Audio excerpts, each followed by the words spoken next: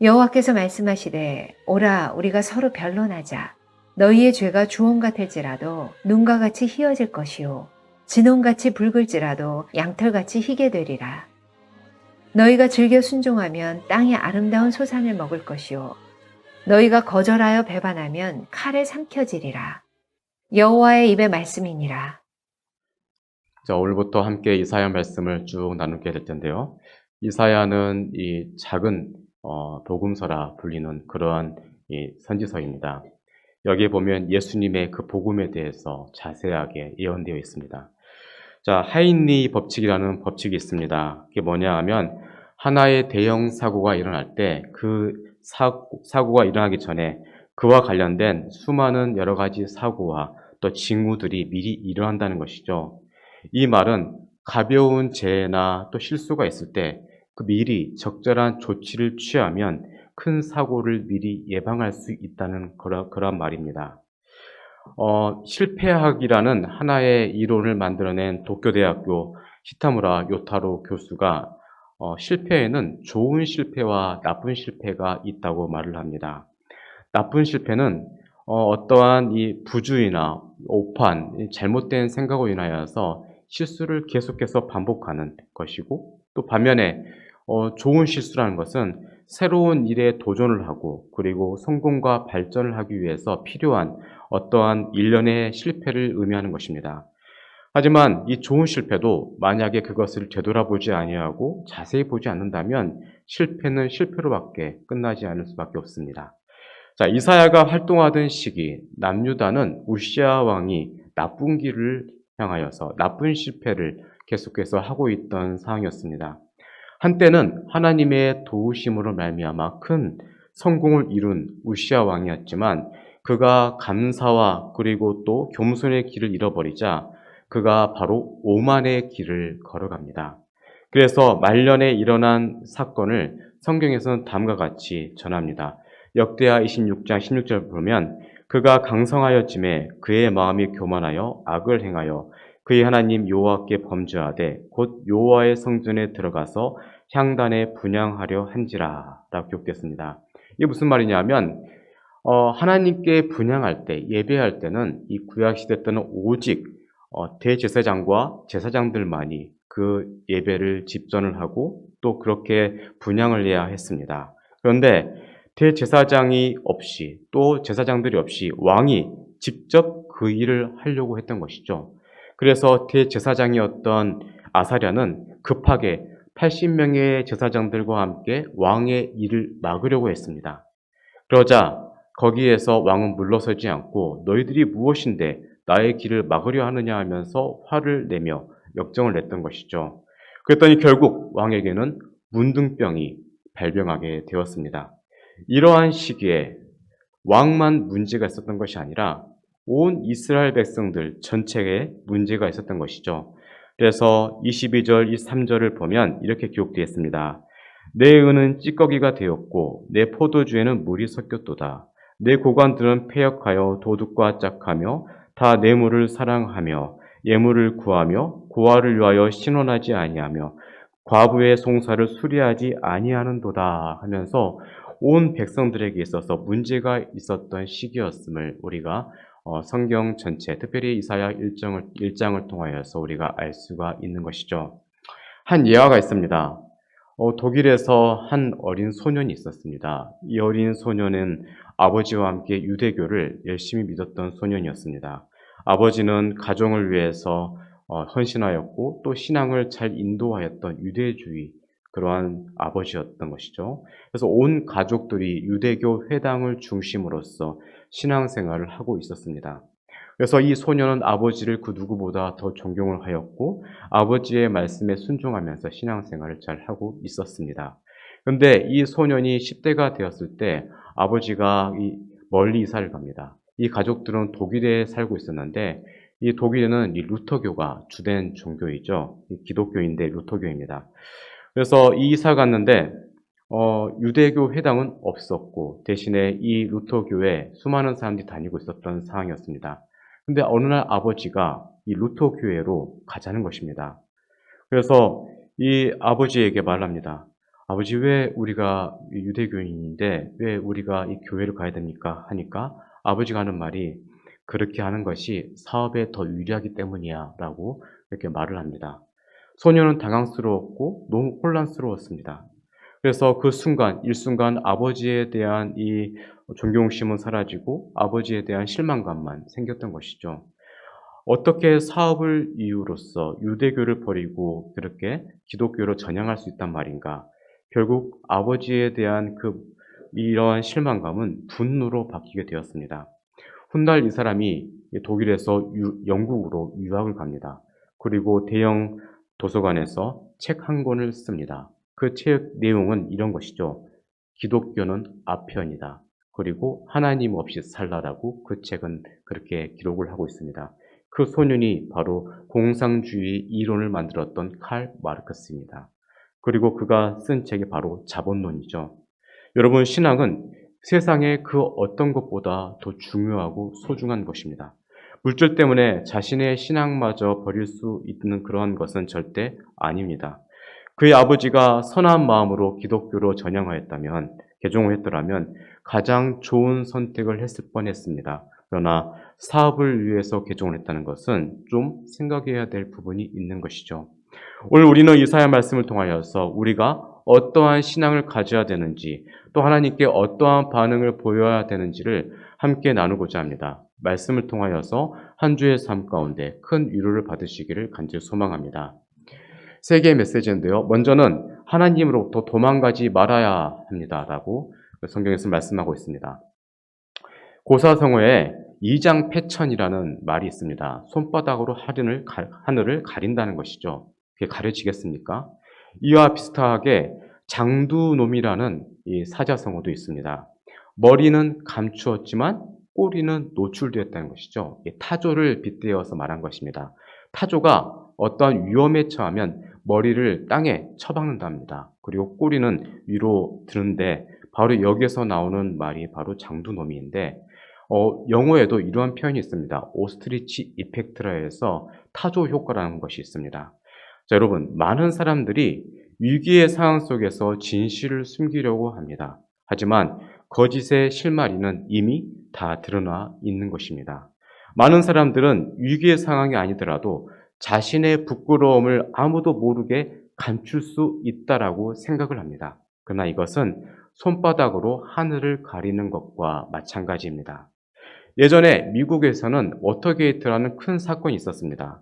미국 정치사회에서 정치적인 비리와 속임 그리고 폭로의 대명사가 바로 워터게이트인데, 사람들은 아무리 그것을 감추려 한다 하더라도, 숨기려 한다 하더라도 거짓은 반드시 드러나게 마련입니다.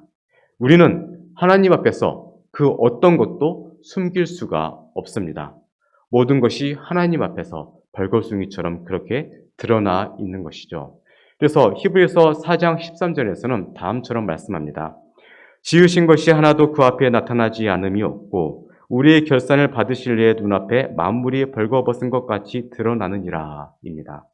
그렇습니다. 그리고 예수님은 또 비슷한 말씀을 하셨습니다. 누가복음 12장 2절 말씀에 감추인 것이 드러나지 않은 것이 없고 숨긴 것이 알려지지 않을 것이 없다입니다.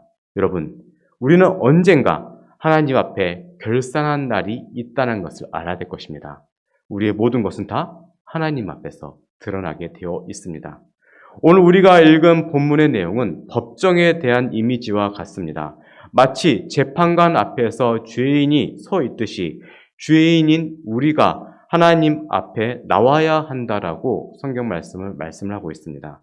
그리고 내가 저지른 죄에 대하여서 재판관 앞에서 잘잘못을 가려야 된다고 말씀합니다.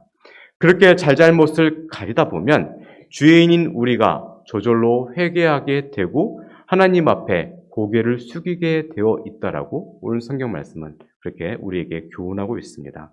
그런데 우리가 본능적으로 심판자이신 하나님 앞에서 서는 것이 아니라 오히려 도망가려 하는 것이 우리의 본성이고 우리의 본래의 모습입니다. 그러한 모습을 아담이 가장 잘 보여주었습니다. 창세기 3장 8절 보면 다음과 같이 기록되어 있습니다. 그들이 그날 밤 바람이 불 때 동산에 거니시는 여호와의 여호와 하나님의 소리를 듣고 아담과 그의 아내가 여호와 하나님의 낯을 피하여 동산나무 사이에 숨은지라. 자, 이렇게 도망을 간다고 해서 일이 끝납니까? 피할 수 있는 일입니까? 그럴 수는 없는 것이죠. 자, 차라리 주님 앞에 회개를 하고 죄를 고백하는 것이 훨씬 더 쉬운 일일 것입니다. 시편 139편 7절에서 10절까지인데요. 띄워주시고요. 우리가 한 목소리로 함께 읽도록 하겠습니다. 시작. 내가 주의 영을 떠나 어디로 가며 주의 앞에서 어디로 피하리까? 내가 하늘에 올라갈지라도 거기 계시며 수월의 낮 자리를 펼지라도 거기 계시니이다. 내가 새벽 날개를 치며 바다 끝에 가서 거주할지라도 거기서도 주의 손이 나를 인도하시며 주의 오른손이 나를 붙드시리이다. 아멘. 자, 그렇게 우리는 이러한 말씀이 있게, 또 하나님의 진리가 있게, 지금이라도 우리는 하나님 법정 앞에 빨리 서야 할 것입니다. 그리고 그곳에서 하나님의 자비와 은혜를 구해야 하는 것입니다. 한 일화가 있습니다. 빅토 이고르라는 사람이 작가가 유명한 그 레미제브라는 작품을 썼습니다. 이 작품에는 두 인물이 나옵니다. 그 한 사람은 우리가 잘 아는 장발장이죠. 그리고 이 장발장은 이 배고파서 빵을 훔쳐서 감옥에 들어가게 되고 또 시도를 한 인물입니다. 또한 인물이 바로 자베르 경감인데 이 자베르 경감은 계속해서 장발장을 잡으려 합니다. 장발장은 한때 이 감옥에 갇혔고 그리고 몇 번의 탈옥을 시도하다가 결국 19년이라는 시간 동안 감옥에 갇히게 됩니다. 그리고 추록을 한 이후에 자신에게 따뜻한 음식과 잠자리를 제공해준 밀리에르 신부의 은접시를 훔치다가 또다시 체포될 위기에 처합니다. 그런데 그것은 내가 준 선물이라는 그런 신부의 거짓 증언으로 위기를 모면합니다. 신부의 용서와 사랑으로 감동한 이 장발장은 이제 새 사람이 됩니다. 장발장은 자신이 죄인이라는 죄책감만큼 용서받은 그 기쁨과 감사로 그는 이제 살게 되었던 것이죠. 용서받은 그 은혜를 다른 사람에게도 이제 알려주고 싶었습니다. 그래서 자신을 팔멸시키기 위해서 끝까지 쫓아왔던 이 자베르를 죽일 수 있는 그 절호의 기회가 왔음에도 그를 살려주었습니다. 왜냐하면 과거에 자기가 용서를 받았던 사람이었기 때문에 이제는 그 용서를 누군가에게도 베풀 용기가 이제 그에게는 있었기 때문이죠. 그런데 자베르 경감은 그럴 마음이 없었고 또 용서가 무엇인지도 몰랐습니다. 이 경감은 어린 시절에 매우 독특한 가정에서 태어났습니다. 두 부모가 다 죄수였고 두 부모가 다 그 감옥에서 다 죽었습니다. 이러한 가족사는 자베르 경감으로 하여금 죄를 끔찍하게 싫어하게 하였고 언제나 죄책감을 안고 살도록 했습니다. 그래서 그 죄책감을 저주하는 마음으로 그가 경찰이 되었던 것이죠. 그래서 신분을 감추고 시장으로서 선출된 이 장발장을 집요하게 추적합니다. 하지만 자랑과 사랑 앞에서 자신이 세운 정의의 원칙이 무너지자 결국에는 이 경감은 세느강에서 투신하여서 자살을 하게 됩니다. 자, 레미제라블에서 장발장은 용서를 아는 자유로운 영혼이었습니다. 그리고 밀리에르 신부는 죄책감을 영혼의 자유로 만들 수 있는 바로 십자가를 의미했던 것이죠. 반면에 이 자베르 경감은 죄책감을 가지고 살아가는 것이 얼마나 사람을 황폐하게 만드는 것인지를 보여주는 그러한 율법과 같은 인물이었습니다. 자, 하나님은 오늘 우리에게 본문을 통하여서 진정한 자유함을 얻으라라고 말씀합니다. 그 방법은 회개하고 주님께로 돌아오는 것이죠. 성경 전체는 돌아오라라고 말을 합니다. 왜냐하면 하나님께는 해결책이 있기 때문입니다. 도망가는 것은 해결책이 아닙니다. 그 길은 훨씬 더 위험하고 험하고 어려운 길입니다. 요나서에서의 요나를 봅시다. 요나를 보면 하나님을 피하여서 니느웨가 아닌 다시스로 도망갑니다. 그곳에서 기다렸던 것은 무엇입니까? 풍랑과 파도와 물고기 뱃속이었습니다. 요나가 들어갔던 그 뱃속은 움직일 수도 없었고 숨을 쉴 수도 없었고 힘든 그 죽음의 냄새가 나는 그러한 캄캄한 곳이었습니다. 그곳에서 요나는 하나님께 돌아가지 않으면 안 된다는 것을 깨닫고 결국 그곳에서 물고기 뱃속에서 하나님의 이름을 부르며 다시 돌아왔습니다. 여러분, 왜 많은 사람들이 하나님께로 돌아오지 않으려고 하고 왜 도망가려고 합니까? 그것은 복음이 너무나 단순하고 그리고 세상의 복잡한 문제를 해결할 수 없다는 느낌이 있기 때문에 그 생각 때문에 그렇게 돌아오지 않는 것입니다. 여러분, 열왕기하 5장을 보면 나아만 장군 이야기가 나옵니다. 나아만 장군은 문둥병을 가지고 있었던 장군이었습니다. 그는 자신의 병이 치료될 수 있다면 무엇이든지 할 수 있다고 마음을 먹고 선지자 엘리사를 만나기 위해서 이스라엘로 왔습니다. 그리고 거기에서 엘리사는 이 장군을 만나주지 않았습니다. 대신에 종을 통하여서 요단 강가에서 7번 몸을 씻으면 깨끗하게 될 것이다라고 말씀을 전해 듣습니다. 나아만은 시리아에 자기의 본국인 시리아에 강이 없어서 내가 이러한 강에서 내 씻겠느냐라고 화를 내며 본국으로 돌아가려고 하였습니다. 그의 생각에 자신이 앓고 있는 병은 엘리사 선지자가 제시한 단순한 방법으로는 해결할 수 없는 것이라고 생각을 했던 것이죠. 그만큼 복잡하고 그리고 큰 문제라고 생각을 했던 것입니다. 여러분, 성경이 제시하는 해결책은 어린아이도 충분히 실천할 수 있는 단순하고 명료한 면을 가지고 있는 것입니다. 영어 표현에 단순한 것은 아름다운 것이다라는 그러한 표현이 있습니다. 진정한 해결책은 단순하게 말씀으로 행하는 것입니다. 나아만 병이 치료될 수 있었던 이유는 그가 그 말씀에 순종했기 때문입니다. 한번 해보았습니다. 그랬더니 피부가 나아지도록 하는 것입니다. 우리도 그렇습니다.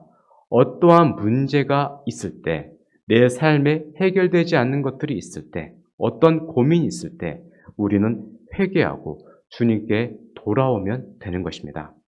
사랑하는 성도 여러분, 어떠한 죄의 문제로 인하여서 힘들어하고 계십니까? 아니면 해결되지 않은 어떤 문제로서 어떤 어려운 상황 가운데 계십니까? 회개하십시오. 그리고 주님께로 돌아오십시오. 문제 해결은 바로 여기에서 시작이 되는 것입니다. 주님께 돌아와서 주님의 말씀대로 행하면 나아만 장군의 피부가 점점 더 깨끗해졌던 것처럼 우리의 몸과 마음이 조금씩 더 깨끗해지며 생명의 기운이 풍성해지는 것을 우리가 경험할 수가 있는 것입니다. 지금 우리에게 필요한 것은 이러한 내용을 믿는 믿음입니다. 믿음으로 회개하시고 돌아갑시다. 그러면 반드시 해결될 줄 믿습니다. 두 번째 메시지는 우리의 현실을 볼 줄 알아야 한다는 것입니다. 이러한 표현 있죠. 루비콘 강을 건너다. 이게 뭐냐면 주전 49년 1월이었습니다. 저 유명한 줄리어스 시저는 갈림길에 서 있었습니다. 자신이 로마의 반역자가 되느냐 아니면 혁명가가 되느냐는 선택의 기로에 서 있었습니다.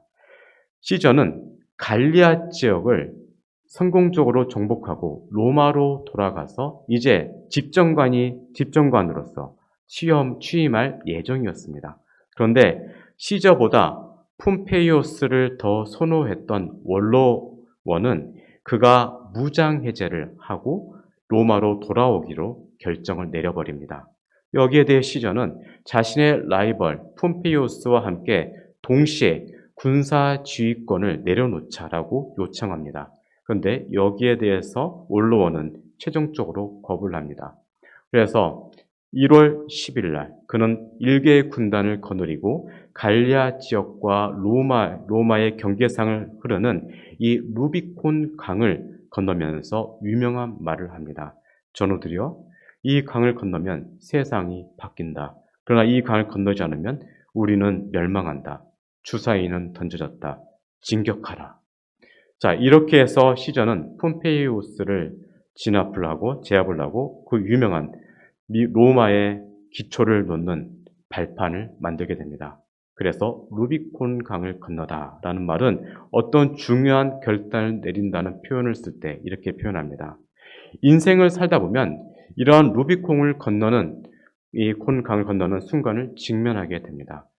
그런 소위 전환점의 시점들을 어떻게 직면하느냐에 따라서 우리의 미래는 운명이 갈라지게 되는 것입니다. 자, 이사야 1장을 보면 우리가 루비콘을 건너야만 하는 그러한 내용이 기록이 되어 있습니다. 그 이유는 하나님이 백성들의 죄를 더 이상 두고 볼 수는 없었기 때문입니다.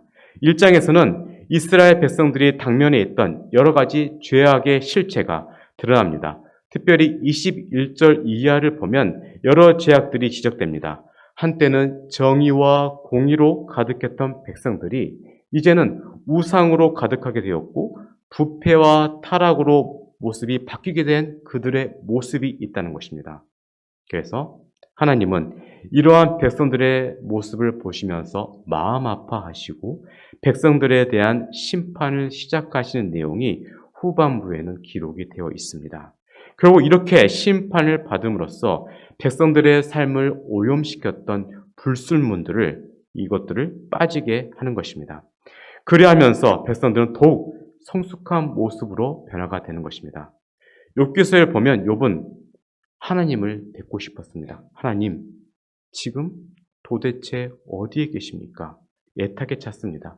그러면서 욥은 그때까지 해왔던 신앙 고백 중에 최고의 신앙 고백을 합니다. 바로 욥기 23장 10절 말씀인데요. 그러나 내가 가는 길을 그가 아시나니 그가 나를 단련하신 후에는 내가 숨군같이 되어 나오리라. 아멘. 그렇습니다. 하나님이 어디에 계신지는 몰라도 주님을 신뢰하며 하나님이 어떻게 하실지는 몰라도 지금 나는 그분을 더욱더 신뢰를 한다는 것입니다. 이러한 변화가 바로 고난의 용광로에서 만들어지는 것입니다. 이사야 선지자는 모든 죄의 뿌리가 하나님으로부터 하나님을 마음에서 떠나보냈기 때문에 그렇게 된 것이라고 고백을 합니다. 3절을 보면 다음과 같이 기록되어 있습니다. 소는 그 임자를 알고 나귀는 그 주인의 구유를 알건만은 이스라엘은 알지 못하고 나의 백성은 깨닫지 못하는도다 하셨도다 라고 기록되어 있습니다. 선민인 이스라엘 백성들은 분명히 하나님에 대해서 알고 있었습니다. 그러나 그들은 하나님을 잊고 살았습니다. 마치 안 계신 것처럼 백성들은 살았습니다. 이것이 바로 그들의 죄악의 뿌리였던 것이죠. 사람들이 이런 말을 합니다. 하나님은 사랑이시기 때문에 하나님은 모든 걸 다 용서해 주시기 때문에 우리는 걱정할 필요가 없다. 네, 여러분, 이것은 진리가 아닙니다. 이와 함께 왜 우리들은 하나님이 무한히 계신 것처럼 또한 생각할 수도 있습니다. 왜입니까? 그것은 하나님이 공간적으로 멀리 계시기 때문에 우리의 본성이 하나님과 닮지 않아서이기 때문입니다. 하나님은 완전히 거룩하시지만 우리 인간은 죄악 가운데 빠져 있기 때문에 그분을 만날 수가 없는 것입니다. 자, 일본 교토에 가면 이름 없는 버려진 무덤 하나가 있습니다. 이것은 우리 선조들의 무덤입니다. 그런데 그 무덤 안에는 조상들의 시체가 있는 게 아니라 코만 있습니다. 그래서 이 무덤을 코무덤이라고도 불립니다. 지금은 바뀌어서 귀무덤으로 불리고 있는 것입니다. 임진왜란 당시에 일본의 도요토미 히데요시는 조선으로 보낸 자신들의 무장들에게 전쟁의 공적을 보고하라고 합니다. 그러면서 조선인들의 코를 베어오라고 했습니다. 그래서 장수들은 닥치는 대로 조선인들의 코를 베었습니다. 죽은 사람들의 코를 베었기도 하고 산 사람들의 코를 베었기도 하였고 또 어린 아이들의 코를 베기도 하였습니다. 그리하여 그 코들을 한 곳에 모아서 소금으로 절이고 배편으로 일본 교토로 보내었습니다. 도요토미 히데요시는 이것들을 보면서 자신의 부하들의 공적을 인정하고 상을 내렸다고 합니다. 조선 사람들의 코를 한 곳에 모여서 큰 무덤을 만들고서는 이총이라고 했습니다. 왜냐하면 코 비자를 써서 비총이라 했지만 너무 잔인한 감이 있었기 때문에 귀 이자를 써서 귀무덤으로 그렇게 부른 것입니다. 그런데 여러분, 이 시기부터 조선 사람들은 이비이비라는 말을 씁니다. 에비에비의 말을 쓰죠. 이비이비가 그것입니다. 아이들이 떠나거나 떠들거나 아니면 위험한 행동을 하면 코나 귀를 베어간다는 말로 그렇게 조용시키게 하려고 그렇게 이비이비 말했던 것입니다. 지금 가만히 생각해 보면 그 당시 조선인들이 일본인들에게 억울하게 비참하게 죽임을 당하게 되었을 때 하나님이 안 계신 것처럼 보일 수도 있습니다.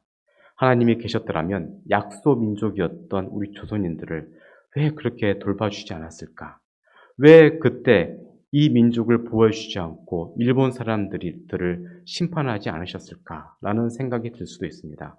자, 이러한 모습이 이스라엘에 있었던 것이죠. 그래서 이사야 선지자는 한때 이러한 생각을 했습니다. 하나님은 숨어 계신 하나님이시다. 그래서 성경에 이런 표현을 했습니다. 구원자 이스라엘의 하나님이여 진실로 주는 스스로 숨어 계시는 하나님이십니다. 앞길이 너무 답답하고 막막하여서 어떻게 할지도 모르는 지금의 상황 속에서 하나님의 도움의 손길은 없고 하나님이 역사하시지 않으니까 이런 말이 나온 것입니다. 시편의 기자도 이러한 고백을 했습니다. 시편 44편 23, 24절에는 이러한 말씀이 기록되어 있습니다. 주여 깨소서 어찌하여 주무시나이까 일어나시고 우리를 영원히 버리지 마소서. 어찌하여 주의 얼굴을 가리시고 우리의 고난과 압제를 잊으시나이까 라고 고백을 했습니다. 하나님이여 얼굴을 가리워 숨지 마시고 나타나셔서 우리 앞에서 저 압제자 앞에서 우리를 굽어 살펴달라는 그러한 내용인 것입니다.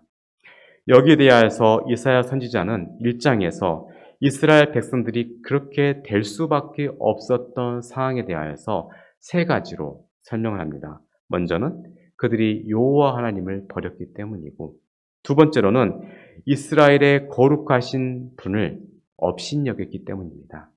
세 번째로는 그래서 하나님이 등을 돌리셨기 때문입니다. 자, 이 세 가지에 대해서 이사야서의 1장에서는 말씀하고 있습니다. 그러면 우리는 이런 질문을 할 수가 있죠. 우리가 죄를 짓고 있을 때 하나님은 뭘 하셨습니까? 일부러 우리 죄 지으라고 그냥 가만히 계신 것 아닙니까? 라는 질문을 당연스럽게 할 수가 있는 것이죠. 우리 일부러 죄인 만들려고 하나님 가만히 계신 거 아닙니까? 라는 그런 질문을 할 수가 있는 것입니다. 여기에 대해서 5절은 다음과 같이 말씀합니다. 너희가 어찌하여 매를 더 맞으려고 패역을 거듭하느냐? 온 머리는 병들었고 온 마음은 피곤하였으며 라고 기록되었습니다. 자, 여기에 대해서 세번역 성경은 다음과 같이 설명합니다. 다음과 같이 번역합니다. 어찌하여 너희는 더 맞을 일만 하느냐? 어찌하여 여전히 배반을 일삼느냐? 그렇습니다. 두 개의 질문이죠. 물음표가 두 개입니다. 자, 이게 사실은 더 중요한 것입니다. 우리가 읽는 개역개정은 하나의 문장으로 되어 있지만 사실은 그 하나의 문장이 원문에서는 두 개의 문장으로 되어 있습니다. 왜 두 개의 문장으로 되어 있습니까? 사실 여기에는 신학적인 의미가 담겨져 있습니다. 성경에서는 어떠한 증인을 삼을 때는 최소 2명의 증인을 세웁니다. 그래서 성경에서의 이 2라는 숫자는 확신의 숫자라고 불리는 것이죠. 확신적으로 하나님께서 말씀하셨을 때 이 두 개의 질문을 하신 겁니다. 이게 무슨 말인가 하면 하나님은 하실 수 있는 일들은 다 하셨다는 것입니다. 그렇지만 백성들이 끝까지 돌아오지 않아서 이런 일이 발생한 것이라고 한 겁니다. 자, 모든 책임은 다 백성들에게 있다는 것을 하나님께서 말씀하신 것입니다. 하나님은 한 번도 자신의 일을 소홀하게 하신 적은 없으셨습니다. 그래서 하나님은 신실하신 하나님입니다. 우리는 이 사실을 믿음으로 받아들여야 될 것입니다. 백성들에게 이러한 모습이 있었기 때문에 몸속에 있는 병의 원인을 없애기 위해서 지금의 아픔을 주셨다는 것입니다. 저희는 여기 열린교회 담임 목사를 오기 전에 여러 지역을 이렇게 부목사를 다녔습니다. 경상도도 있었고 또 수도권에도 있었습니다. 근데 저희는 아이가 3명이지 않습니까? 그래서 이 병원을 소아과를 전국에 있는 소아과를 다 돌아다녔습니다. 네, 또 지역이 또 타 지역이기 때문에 전국을 다 돌아다녔는데 인상적이었던 병원이 한 군데가 있습니다. 그게 뭐냐 하면 계명대 교수님 출신이 있었던 이 소아과 병원인데 꽤 컸습니다.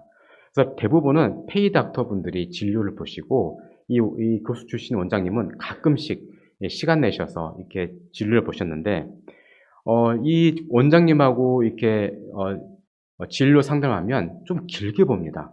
다른 분들은 5분, 10분이면 끝나는데 이분은 15분 동안 진료를 보는데 이분은 이제 이 모니터를 이 환자들 이렇게 보게 합니다. 그러고 나서 뭐 무슨 그림 같은 걸 보여주는데 인체 구조를 보여줍니다. 그러면서 이 질병이 왜 발생하게 됐는지를 설명을 해주죠. 그리고 이 병의 근원이 해결되는 방법도 자세하게 설명을 해줍니다. 그래서 진료를 받은 그 이후에 집으로 돌아와서 의사 선생님께서 말씀하신 대로 그렇게 환경을 바꿔줍니다. 그러면 문제의 근원이 해결되는 것들을 경험한 적이 있습니다.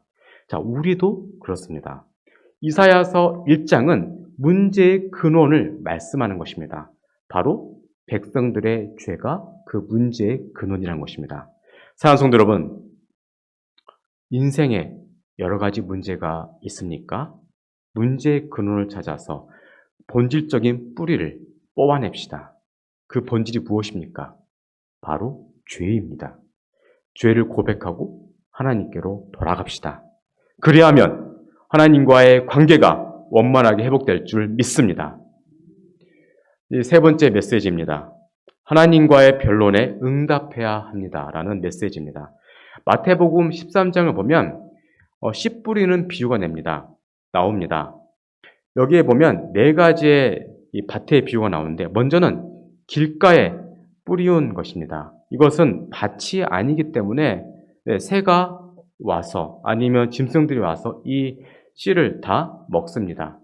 그래서 자랄 수가 없는 것이죠. 그 다음으로는 돌밭에 뿌려진 그러한 이 씨가 있습니다. 뿌리가 없는 것이죠. 그래서 잠시 견디다가 이겨내질 못합니다. 그 다음에 가시떨기에 뿌려진 그 밭이 나옵니다. 자, 이것은 기운이 막혀서 결실하지 못합니다. 이와 같이 어떤 이는 길가로서, 어떤 이들은 돌밭으로서, 어떤 이들은 이 가시떨기와 같은 그러한 인생을 살아갑니다. 이 3가지는 다 이 씨의 문제는 있지는 않습니다. 뿌려진 밭에 문제가 있는 것이죠. 그러면 누가 옥토밭이 될 수 있겠습니까? 자, 우리가 길가나 돌밭이나 가시떨기를 선택한 것이 아니라 여러분, 우리는 태어나기를 원래 그렇게 태어났습니다. 우리는 본래 길가이고 돌밭이고 가시떨기입니다. 죄인으로 태어난 것이죠. 아무리 말씀이 들어오고 아름다운 것이 내 속에 들어온다 할지라도 우리는 그것을 감당할 만한 것이 본래 없는 것입니다. 그럼에도 불구하고 지금 우리에게 필요한 것은 말씀을 받아들이고 열매를 맺을 수 있는 그런 옥토밭 마음이 필요합니다. 이를 위해서 우리는 그분의 하나님의 법정으로 들어가야 하는 것입니다. 오늘 본문에서는 오라 우리가 서로 변론하자라고 말씀합니다. 이 구절은 이성적으로 차분하게 하나씩 따져보자는 것입니다. 왜 내가 죄인인지, 왜 내가 여기에서 죄 가운데서 허우적거리고 있는지를 따져보자는 것입니다. 만약 우리가 이러한 제안에 응답하게 되면 오늘 본문에서는 2개의 약속이 주어집니다. 먼저는 죄를 용서해 주십니다. 이사야는 우리의 죄가 주홍 같을지라도 진홍 같을지라도 다 용서해 주시고 양털같이 그리고 눈과 같이 희게 만들어 주실 것이다라고 하십니다. 자, 이러한 예화가 있습니다. 미국의 중부에는 미시시피 강이 흐르고 있습니다. 거기에 이 강 위로 배가 하나 있는데 여기에 한 여행객이 탔습니다. 그래서 선장에게 여행객이 묻습니다. 선장님, 이 강의 발원지가 어디입니까? 선장은 모릅니다라고 했습니다. 그러면 이 강의 하구가 어디입니까? 라고 하니까 또 선장은 저는 모릅니다라고 말합니다. 그때 선장이 이런 말을 합니다. 그런데 저는 어디쯤이 깊은 곳이고 어디쯤이 얕은 곳인지를 잘 알고 있습니다. 얕은 곳으로 가면 배는 기울어지게 되어 있습니다. 그래서 저는 깊은 곳을 따라 지금 항해를 하고 있습니다. 또 한 가지, 나는 내가 출발한 항구와 도착할 항구를 매우 잘 알고 있습니다. 내가 아는 것은 이것뿐입니다. 라고 합니다. 자, 이 이야기는 우리에게 중요한 것을 깨쳐줍니다. 우리는 알고 싶은 것들이 너무 많이 있습니다. 그리고 실제로 이제는 많이들 알고 있습니다. 그러나 정작 중요한 것은 모르고 사는 것이 우리의 인생입니다. 하나님이 내게 베푸신 것 중에 우리가 알아야 할 가장 중요한 일이 있습니다. 이게 무엇입니까? 나의 죄를 용서해 주셨다는 것입니다. 출애굽기서를 보면 하나님은 이스라엘 백성들을 출애굽을 시키십니다. 이러한 능력의 하나님이 그들에게 40년의 광야 생활을 주셨을 때는 그냥 주신 것은 아닙니다. 감당하기 어려워도 힘들어도 일부러 주신 것입니다. 근데 백성들은 감당하기가 어렵고 힘들어서 원망하고 불평합니다. 그러면 하나님이 왜 이 고생을 주셨겠습니까? 꼭 필요해서입니다. 필요했기 때문에 42가지의 코스를 일부러 만들어 놓으신 것입니다. 그래서 이 고생을 통하여서 하나님께서 바라고 계셨던 것이 있었습니다. 그것은 나를 바라보라는 것입니다. 가나안 땅은 너희 힘으로 들어갈 곳이 아니니 나를 바라보고 내 힘으로 들어가라는 것입니다. 이것을 알기 위해서 그렇게 가나안의 코스를 만들어 놓으신 것입니다. 우리가 가야 할 저 천국은 내 힘으로 가는 것은 절대 아닙니다. 하나님이 가게 하셔야 갈 수 있는 곳입니다. 그곳에 가기 위해서는 먼저 하나님이 나의 죄를 용서하시는 죄 용서가 필요하다는 것을 우리가 알아야 될 것입니다. 다음으로 하나님의 변론에 응답하면 주어지는 두 번째 약속이 있습니다. 그것은 땅의 좋은 소산, 가장 좋은 소산을 먹게 하신다는 것입니다. 그냥 들어보면 평범하고 그냥 그저 그런 축복처럼 느껴집니다. 그런데 여기 안에는 엄청난 축복이, 엄청난 약속이 있는 축복이죠. 이사야서 전체를 보면 이사야가 하나님의 말씀을 전하고 있는 이 시기가 매우 불안한 국가적인 상황임을 알 수가 있습니다. 그래서 이제 곧 조금만 있으면 백성들은 포로 생활을 하게 되는 그 상황이 다가오고 있음을 우리는 이사야 전반을 통하여서 알 수가 있습니다. 이렇게 긴박한 상황 속에서 땅의 소산물을 먹게 하겠다라는 것은 그냥 일반적인 약속이 아닙니다. 이러한 이 약속은 너희들이 지금의 이러한 상황 속에서 회개하면 너희들을 끌려가지 않도록 하겠다. 이 땅에서 영원히 살 수 있는 그 기회를 내가 주겠다는 것입니다. 이러한 약속을 들을 줄 알고 또 회개할 줄 아는 백성, 그러한 민족이라면 하나님의 용서와 축복을 받을 수가 있을 것입니다. 그러나 안타깝게도 백성들은 듣지 않았습니다. 마크 베터슨이라는 작가가 쓴 무덤에서 나오라라는 책이 있습니다. 그 책에서는 요한복음에 나오는 예수님의 7가지 기적에 대해서 말합니다. 첫 번째 기적은 가나안 혼인잔치에서 물을 포도주로 변화시킨 그 기적에 대해서 말씀하고 있는데요. 마치 이스라엘 백성들이 광야에서 물을 먹을 물이 없을 때 그때 어떤 일이 있었습니까? 모세가 나뭇가지를 던져서 쓴물을 단물로 바꾼 그 기적의 역사가 기록되어 있습니다. 마찬가지로 예수님이 그 물을 포도주로 바꾸신 것입니다. 그런데 저자는 여기에서 한 걸음 더 나아가서 예수님이 포도주를 피로 바꾸셨다라고 말씀합니다. 예수님의 그 최후의 만찬에서 포도주를 들고 이렇게 말씀하셨습니다. 마태복음 26장 28절 말씀인데요. 이것은 죄사함을 얻게 하려고 많은 사람을 위하여 흘리는 바 나의 피 곧 언약의 피니라 라고 말씀하셨습니다. 최후의 만찬에서 예수님이 보통의 포도잔을 깊은 은혜의 잔으로 바꾸신 것입니다. 그분은 포도주에서 난 것을 가지고 아담으로부터 요한계시록에 이르는 모든 범죄한 이들의 죄를 용서할 수 있는 도구로 만드신 것입니다. 이러한 죄를 용서해 주신다는 메시지가 얼마나 기적적이고 놀라운 메시지입니까? 예수님이 십자가에서 흘린 피로 우리의 모든 죄를 다 용서해 주셨습니다. 어떤 죄도 용서받지 못할 죄는 없습니다. 하나님의 용서하시는 사랑은 크고도 놀라운 사랑인 것입니다. 오늘 본문에서는 이러한 제안에 응답하지 않는 사람에 대한 경고가 기록되어 있습니다. 20절을 보면 칼날이 그들을 삼킬 것이요 말하고 또 이것은 전쟁을 의미하는 것입니다. 또 회개하고 이 땅의 소산을 먹든지 아니면 반역하고 칼을 삼키든지 둘 중에 하나를 선택하라 하라라고 말씀합니다.